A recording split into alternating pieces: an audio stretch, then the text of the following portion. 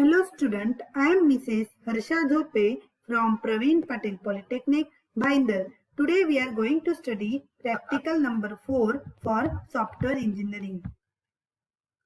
Learning outcomes of these videos are, after watching this video, you will be able to know about experiment number 4, that is to prepare broad SRS, that is software requirement specification for your selected topic.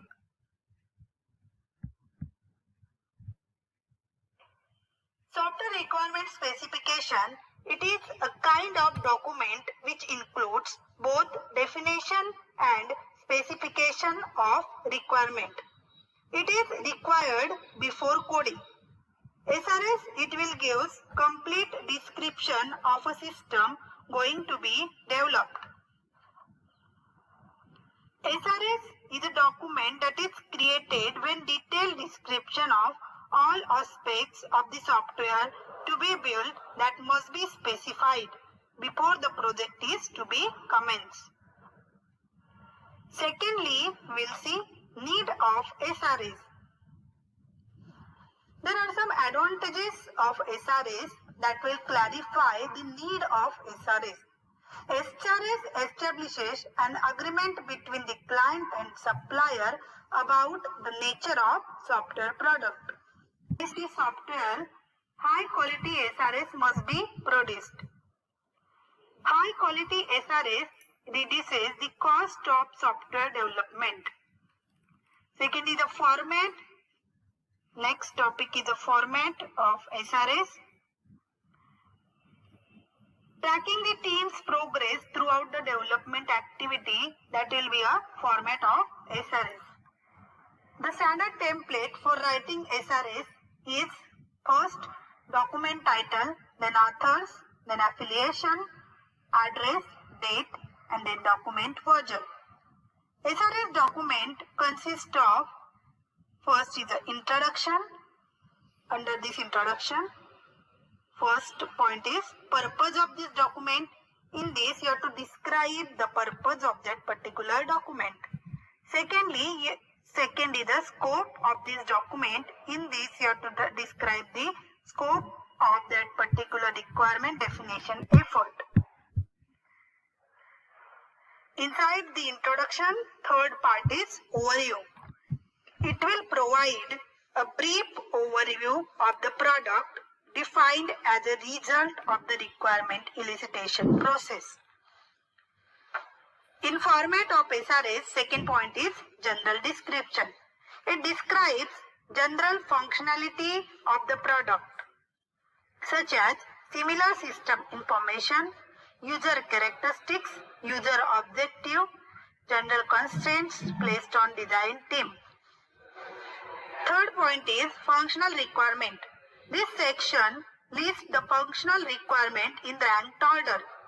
A functional requirement describes the possible effects of a system, of a software system. In other words, what the system must accomplish. Each functional requirement should be specified as description, criticality, technical issue, cost and schedule, risk and dependencies with other requirement. Fourth point is interface requirement. This section describes how the software interface with other software product or user for input or output.